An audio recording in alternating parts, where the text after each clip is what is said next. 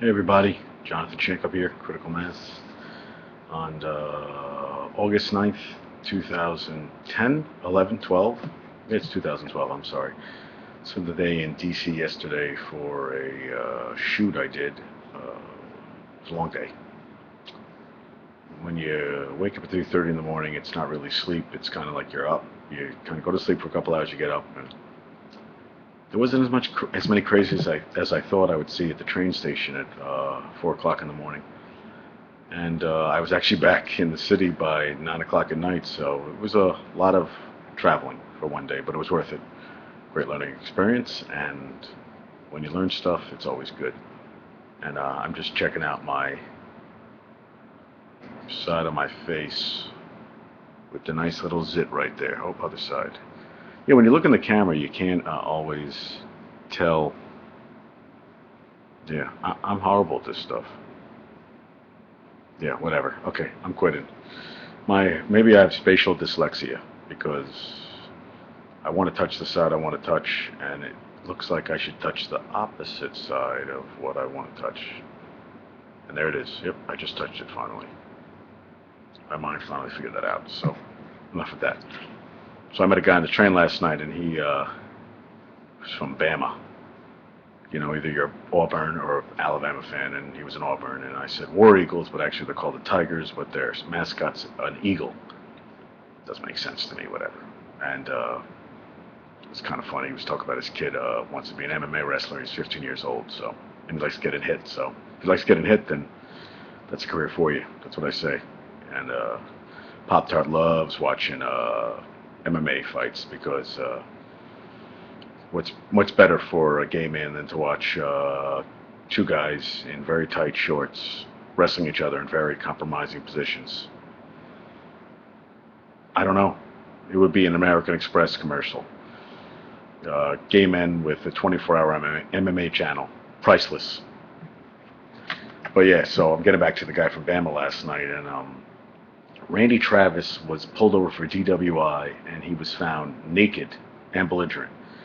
And I always wonder about how you get naked. You get drunk, and then you get in a car and you're driving around naked. Or I don't know if it happened while he was driving or after the driving, but he went from drunk driving to nakedness, and then getting pulled over by the cops. And when you're a cop, I have to feel like it has to be a little precarious situation because you got some guy's junk coming in toward you, and you don't want him to fall on top of you, but you have to restrain him, and you don't know how the guy's going to come at you. You don't know if is he drunk. Well, maybe if he's drunk, maybe it's not.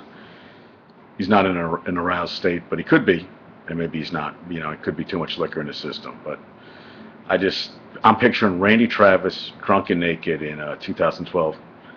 I think in any year, but 2012 is not a good sight. And his mugshot was kind of cool. He had a nice shiner on his eye, which he should have, because I think that's the first thing they did was try to knock his ass out so they could, put a towel around him or something. So that must not have been a very good visual. Him lying, spread eagle on his stomach, passed out, or face up, whatever. Just not a good look. Not a good, because I still remember reading about Downey Jr. when he was going through his big drug problems, and he said he was driving his Porsche around naked.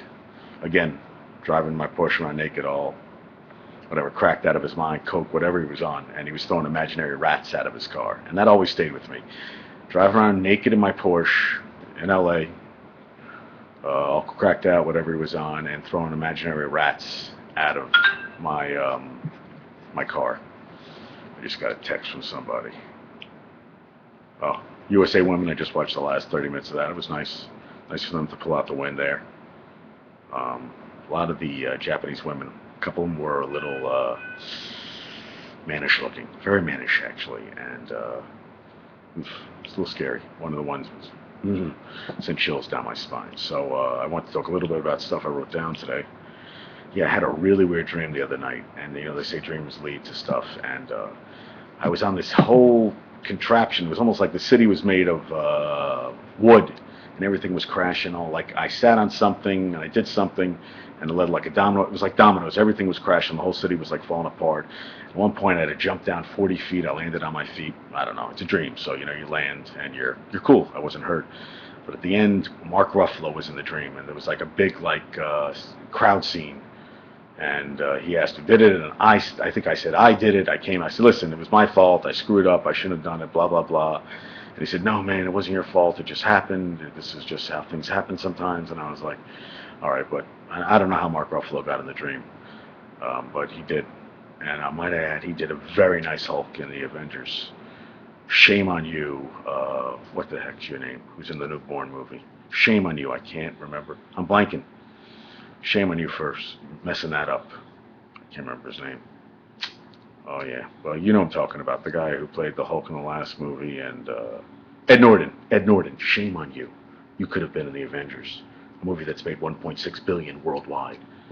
These are things I know because I watch the internet, and Pop Tart and other people just drill stuff into my head, useless information that I just stays with me forever.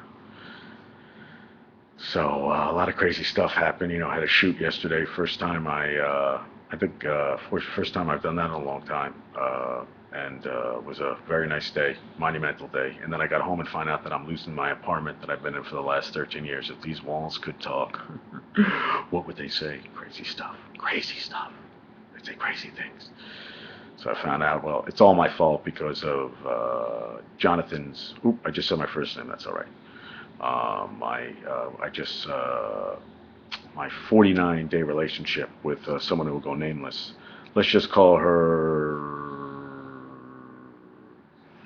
I don't even know what I want to call her. She will go nameless, but that was the beginning of the end. And so my apartment, which I've had for the last 13 years, was sold, and it's time for me to find a new place to live. So if anybody knows, has a place that allows a guy with a 25-pound bulldog named Peanut, I'd be very happy to get your contact info, or just, get in touch with me.